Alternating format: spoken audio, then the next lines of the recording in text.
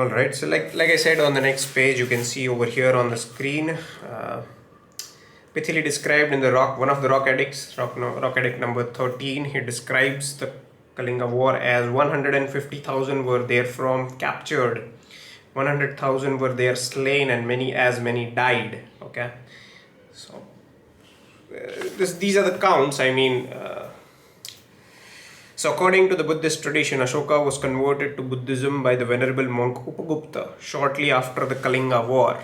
Okay, so it's very difficult for me to believe. I mean, I'm not taking anything away from Ashok, but the way the story is being portrayed to us, that he's the beacon of non-violence, and this is how the idea of non-violence was sold to us.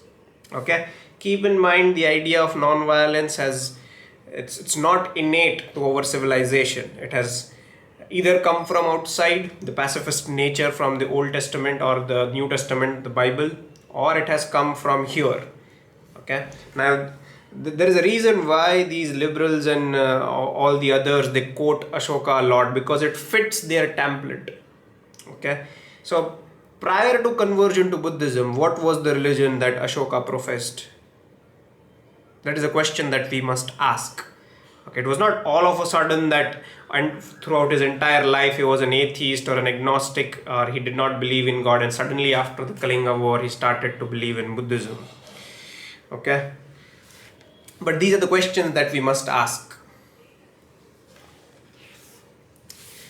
On the same page you can see remorse on having conquered Kalinga declared that even 100 and 1,000th part of those who were slain, died, or were captured in Kalinga is today considered regrettable by the beloved of the gods. Okay, he suddenly regretted all these things. He had killed so many people in a war, as if he had not seen war prior in his life. He was a viceroy of Ujjain. He was sent to Takshashila to calm down a revolt. Okay, so this it is said that this led him to believe two resolutions. Number one is he would give up war, all wars in future.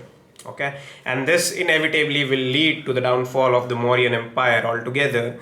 But that was number one, that he gave up this entire thought of fighting wars. Okay, so that is non-violence. Okay, and that is how the idea of non-violence was, how shall I put this delicately, was popularized amongst the people. This is how the idea of non-violence was sold. You can see that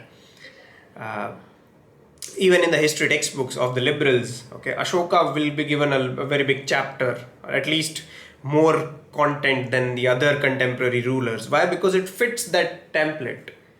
Okay, that he took this vow of non-violence and whatnot. Okay,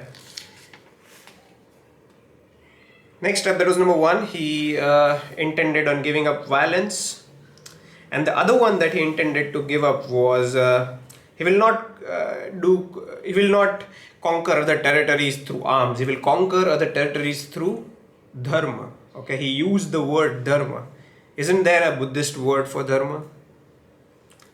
Okay, so he used that word. Okay, that itself should tell you a lot.